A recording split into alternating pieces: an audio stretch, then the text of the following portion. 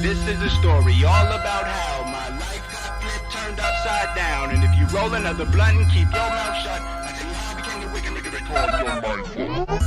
Blackout, blackout, blackout, blackout,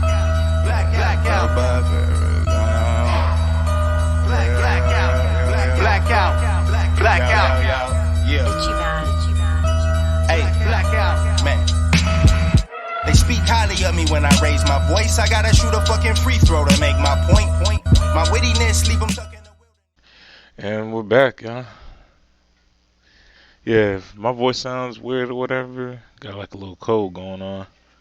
But since I'm assuming we're almost near the end, might as well get this shit done, you know? Hold on one sec.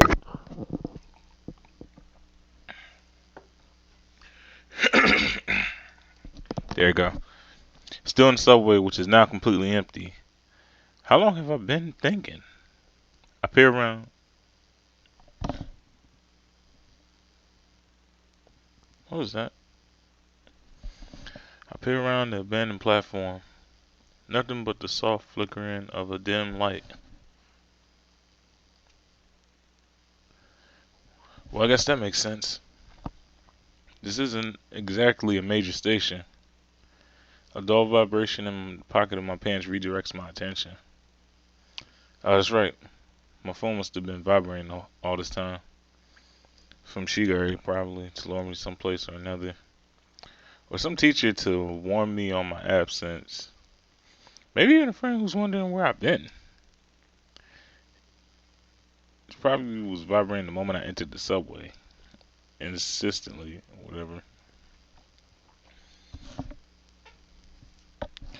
Commotion, I tend to shut it out when I'm overwhelmed, distancing myself from reality, as Mr. Ryota would call it. Childhood trauma, learned behavior, coping mechanism, upset stomach, diarrhea. One moment, the world is there. The next is just me alone with the figureheads inside my brain. Don't know that word. Of Mr. Ryota to help me think better. Or I guess even to talk with Rude to stabilize my emotions. Such extremes haven't been necessary for years. After all, what excitement happens in high school? Gossip, relationships, bullying? But now I'm distant. I feel myself something hollow, cold. Something that apparently couldn't have even noticed the vibrations of my own phone. Well, guess I'd notice eventually. I humor myself and scroll through the notifications. Daily, mundane life, I expect. Okay, I get it. Got me feeling like this is my own phone. Oh my goodness. Of course it'd be her, like, when the homeboy got a cold.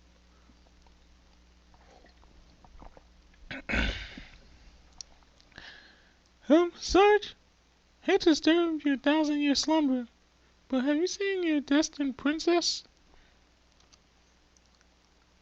What?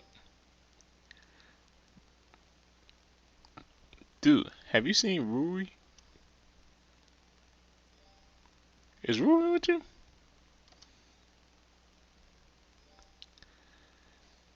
Ruri, MIA after school. Respond ASAP.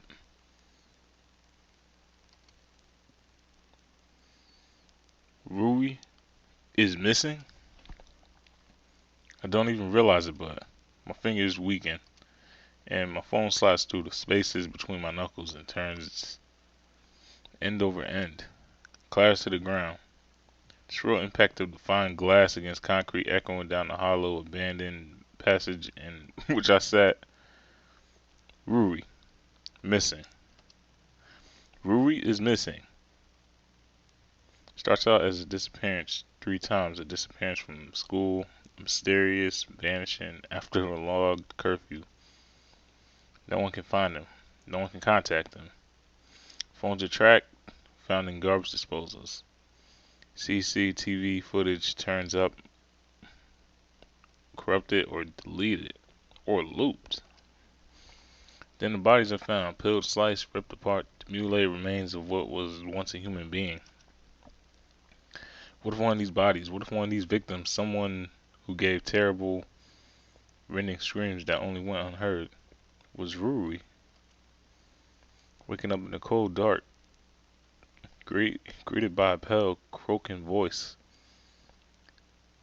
seeing nothing but the sheen, the sheen of a blade in the moonlight, something that saws through flesh. A voice, force so shaky into my lungs. I force a shaky breath into my lungs as my chest contracts. The world pulses. Rui's the next victim. An afternoon disappearance, another break in the pattern. One more shaky breath, my vision spins. Rui is with the killer, with someone whose mask is perfect, who disappears without trace, who eludes police without effort, like everything was just a game. Someone who isn't caught by an army of highly trained officers of the law enforcement. Someone who I could never dream of catching. Rui's gonna die and there's nothing I can do about it. I'm just a 17-year-old kid, hiding in a subway like a homeless badger. Refugee from police custody. Rui's smiling, her teasing, her nagging, gone, just like that. Another figure who entered my life only to leave me. Finally ripped away before her time. Another person who deserves to live so much longer. Pull yourself together. What the? It's like, pull yourself together. Moping around doesn't help anyone. If you want to be useful, then be useful. Lizzie? Figures I see you. You like to challenge me. Guess this time it won't be different. So things aren't hopeless. What amazing advice do you have for me? This comes almost mockingly. A crushing weight has filled the space that was once empty in my shot. I have nothing left but sarcasm and cynicism. Okay, it's official. She wifey now. In response, Elizabeth's image flickers into Mr. Ryota. There's still a key that you have to remember about Haru's case. A key? Recall it. How did you stumble on the killer in the first place? Haru sent me a location ping. It's only after the sentence spilled out too much ease that I realized its irregularity. Haru sent me a location ping. We're not even close. Not only that, but there was barely any time between the location ping and his death. Somehow, in his last moments, just before he died, he decided to send a location ping to me? I fervently racked my brain for an answer. Would Haru really do that? Would he really put the fate of his life on me? Oh, whoops.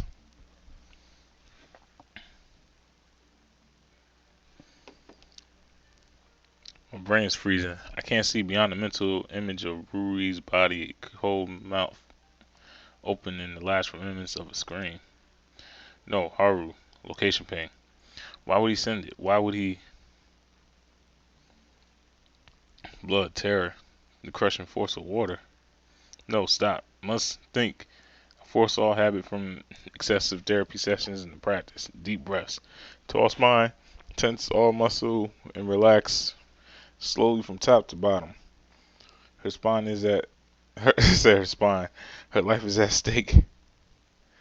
Rui could die any minute. Maybe she already has. Or maybe she's cramped up in a sick place this cycle has, waiting and dreading the moment when nothing will be on her mind but excruciating pain. I said, damn it. Mr. Ryota bleeds into Elizabeth, flickers for a moment, then bleeds into Mizaki. Yama!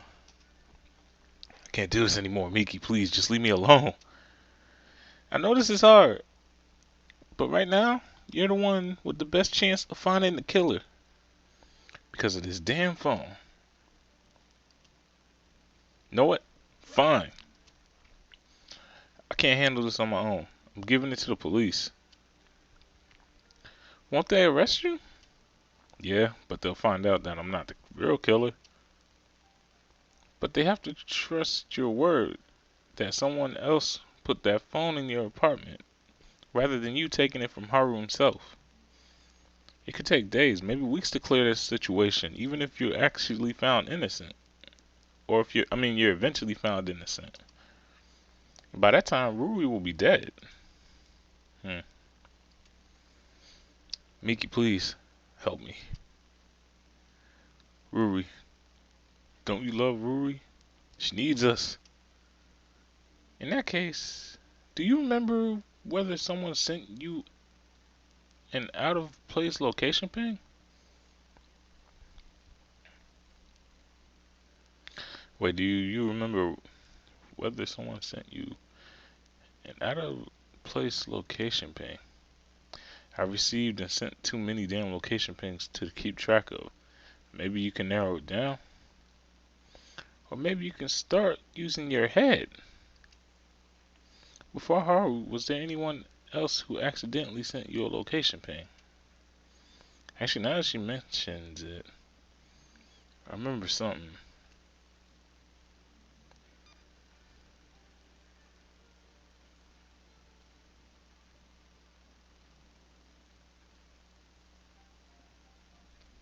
Location ping from Miki? Did we arrange something? I don't recall any recent conversations with her.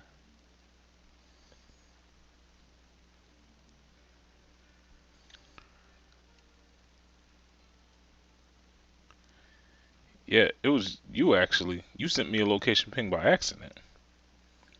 You mistapped because my name was right under. Wait, mistapped because my name, his name are right next to each other.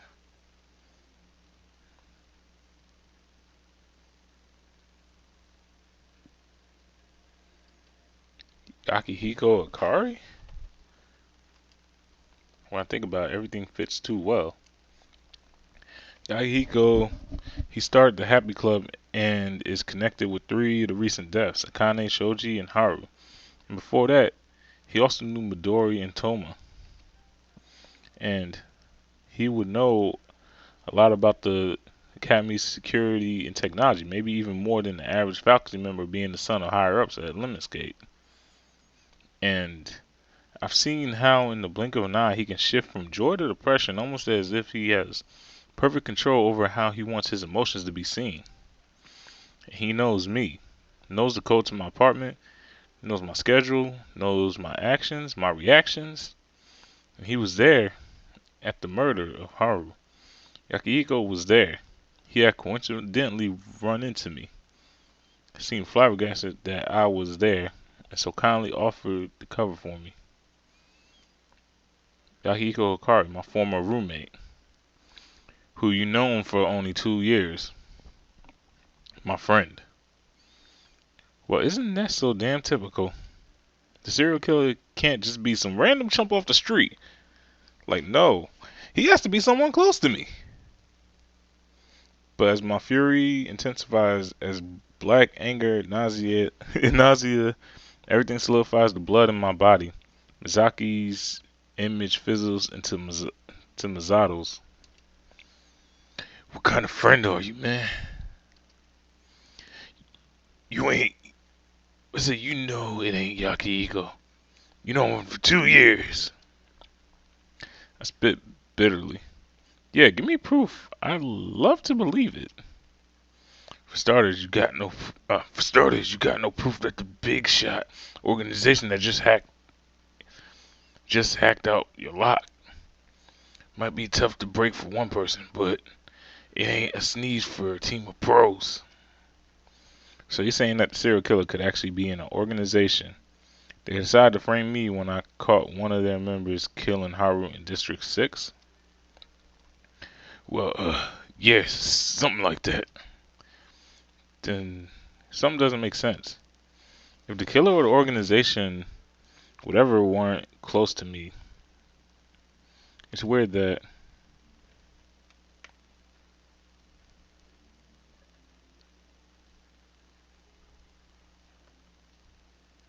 Hmm.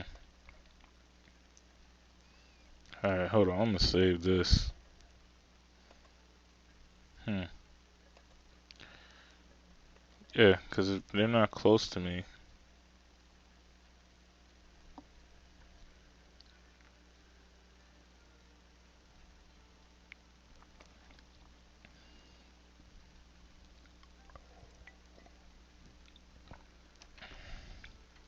Yeah. Academy students were being targeted because they was being targeted.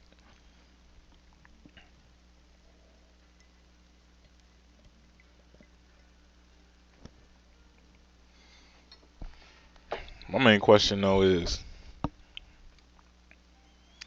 okay, obviously you're still alive because you needed to be framed.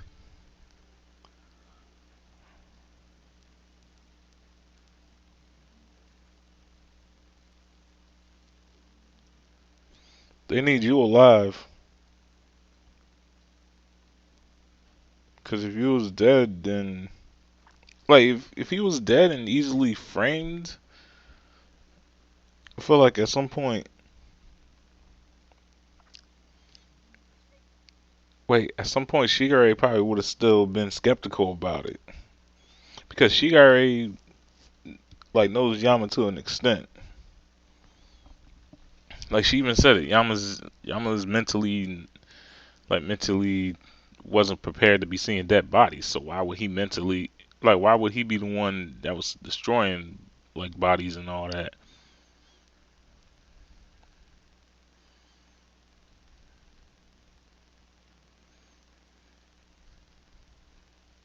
And then all that just to and all that then just to die himself? Yeah, Yama can't die regardless. Cause if Yama dies, then yeah, cause I'm like you can't really make it look like a murder unless you was close enough to him. And because he's seen Yakihiko kind of can't kill him because it's like Yama would always be suspicious of him. Even Yakihiko realizes that. So yeah, so Yakihiko would always be suspicious of that Yama would be suspicious of him. So it's like no matter what Yakihiko could do, Yakihiko could never trick him.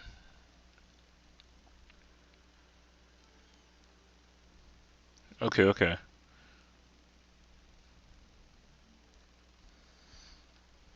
So that's basically why you're still alive. Like Yakihiko would never get to you. Let me try Haru's apartment first. If an organization was really behind framing you, then Haru's phone shouldn't be in my apartment. Why not? Because accessing it, they shouldn't have been able to. I mean, damn it, my mind has been hit completely hit a wall.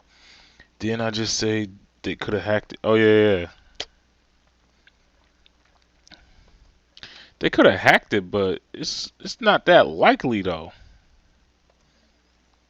It's weird because I'm still alive. Why wouldn't they just kill me? Witness to a crime scene all by myself in District 6? They wanted to frame me, man. Framing someone who's alive does a lot more than framing someone who's dead, especially if they can't really defend themselves. That's the thing. How could they know that I couldn't defend myself? Huh? I mean, huh? The only people who could possibly know about my last are ones who are close to me. Really close. Wait. Unless they look up your records. Ruby and Miki for sure. And maybe you and Yaihika. Which means that the killer could have been one of those four people. It can't be Rui. And it can't be Mizaki. Well, I'm pretty sure it can't be you either. But don't you think? But you don't think that way about Yakihiko?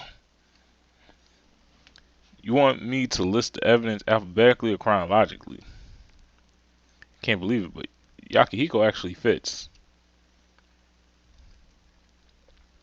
Let me ask you one thing, man. Do you really think that Yakihiko's the serial killer? I don't. No, I don't. But he has something to do with this, though. I just told you that. Do you really believe that the sun will rise every morning? I'll badge you into the track every day that Yakihiko's the man? No, I don't. I honestly don't. Everything goes against him, but for some reason, I can't imagine that Yakihiko would be the serial killer. But isn't that shallow-minded? Isn't that foolish? Couldn't my reluctance lead to Rui's death? Right then. Oh, come on, yo, leave. Like, yo, I don't. Image. Masato fizzles into Akira, who jabs an energetic finger in my direction. Radio, cheerio. Time to think of this from another angle. We got ourselves some tricks up on metaphorical sleeves, Sarge. So don't give up yet. Yeah, no offense, but you're not exactly the person I want for logical thinking. Oh, but you need what you need. But you need and what you want are two complete different things. Like dying versus not dying. Or explosion from Michael Bay. Well, what do you suggest? Well, you have a suspect now, right? Don't flip the turtles out before you prove whether he's guilty or innocent. That's like counting your chickens before an avian flu strikes and wipes them all out off the face of the planet. So, find proof of Yakihiko's innocence. Easier said than done. Much easier said than done. Oh, I wouldn't say that, Sarge. You got some things stewing in that brain of yours. Such as Kira selling motion to Mizaki. Don't you remember how the killer forgot the phone's wall charging feature? Yakihiko loves technology as much as I do. Not to mention that his parents work at Lemonscape. If he was the killer, do you really think he would have forgotten something so simple? That's well, right, but and neither would a Mizaki. Yo, I've been hoping this hasn't been the case.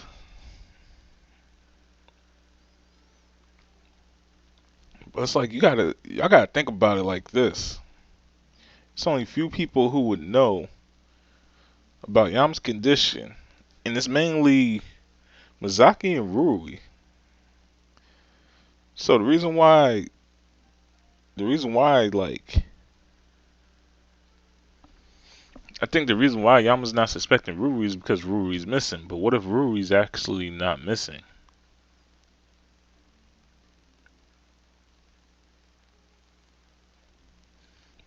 But why Ruri though?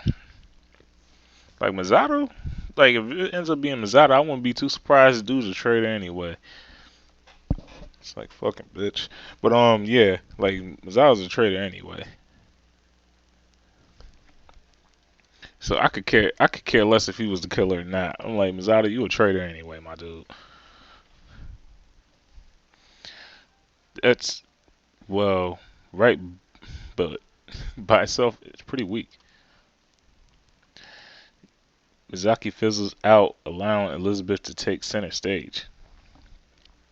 And think, what does Haru's mishap really imply? Remember, in his panic, he was attempting to send a location ping to Yakihiko, but his fingers slipped on you instead. Yeah, of course. Why didn't I see this before?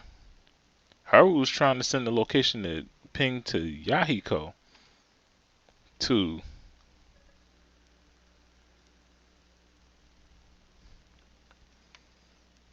wait,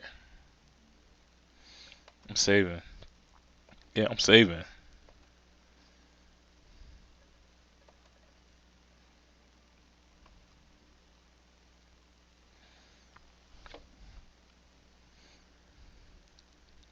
It's probably asking Yakio. He wanted to let Yakiko know that he was in danger.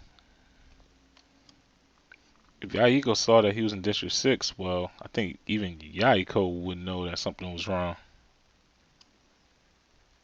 Correct.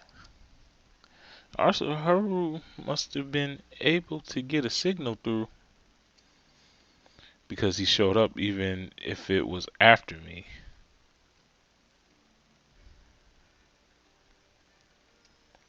Not only that, but he had already called the police.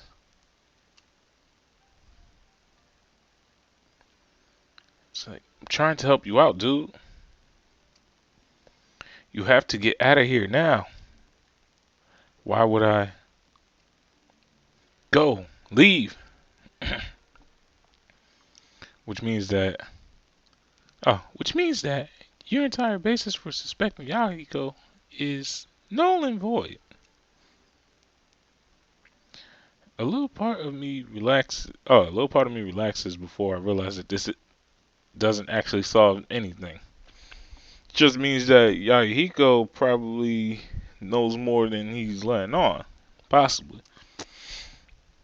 Rui's gone, and I'm nowhere closer to discovering the killer than I was before I started thinking. Rui's still in danger. I'm still a wanted rate convict. The serial killer is still running amok, having his little grim parties. My goodness, I hope it's not Ruri. Is there nothing I can do? Nothing. Wait one moment.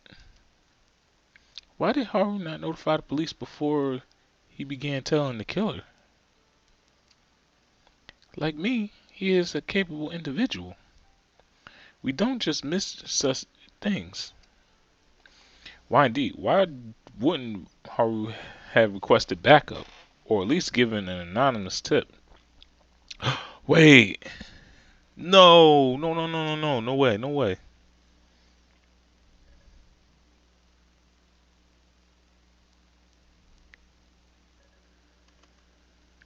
And then another thing is, yeah, Haru probably doesn't even trust the cops.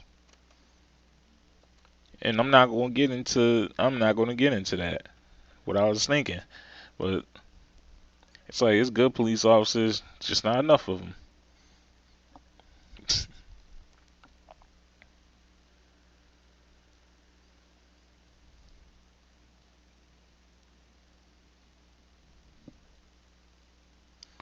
I can only see two scenarios.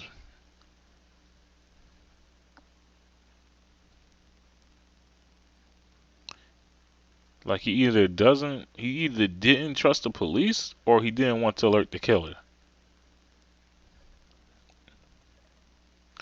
He didn't alert the police because he didn't trust the police. Didn't trust them. Why? A personal traumatic encounter, previous difficulties dealing with the law enforcement? Could it be something else? Could it be that Haru saw something in the police, something that he could never forget? You know him more than I do. What is your opinion on this matter? He was my errand boy. You claim to be good at reading people. Are you saying that you misread the suspect? I'm not wrong. Then you agree that Yama Ishimoto is the prime suspect. I agree. Could Haru have seen the corruption? Why is it that a student was the first one to think of camping outside the school and telling the serial killer? Why is it that investigation forces didn't even go through the school, scouring the area for evidence? I knew it. Of course.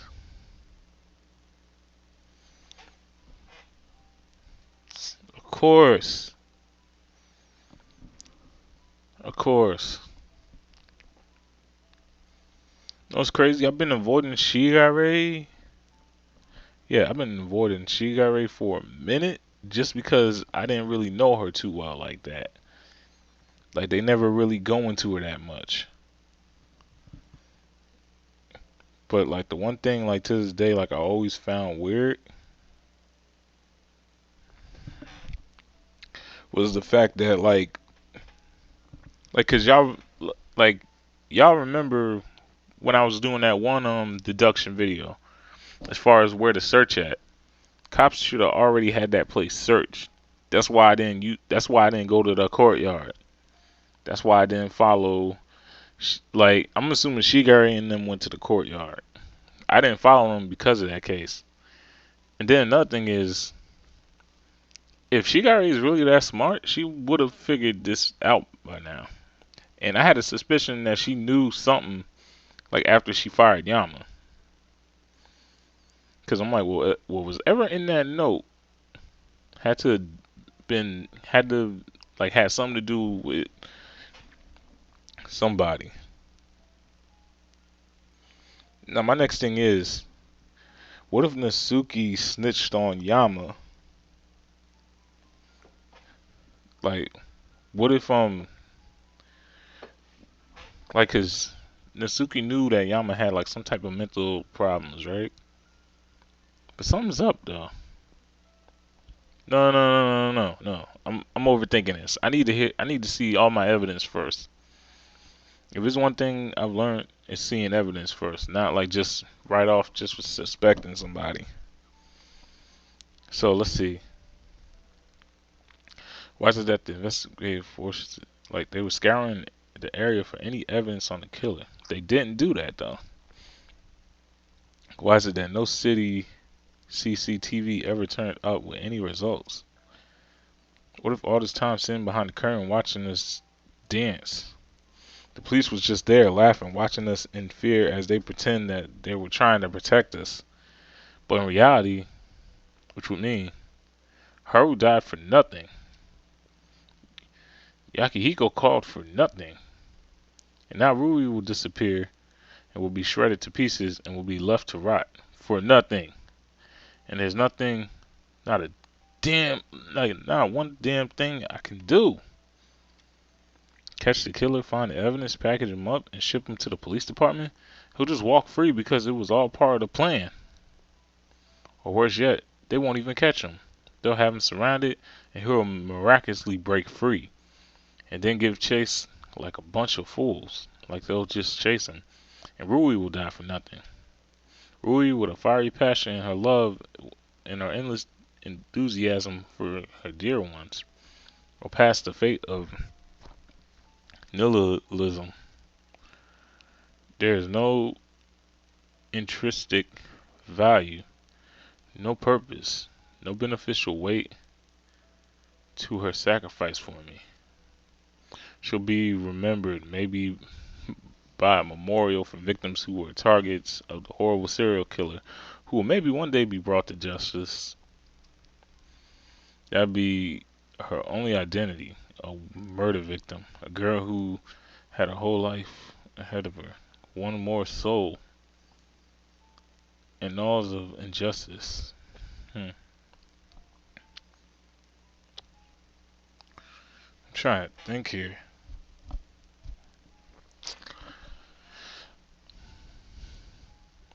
It's like, how can the police be, how could the police be this clueless though? My whole thing is this. She already, no. Alright, I need, Well, how much time I got on this shit? Oh yeah, I hit my 30-minute mark. Alright, it's time for a deduction video. I'll catch y'all back in a second. So I'll catch y'all next episode. And the streamers, they're gonna keep watching me as I go through my deduction now. Alright, peace out.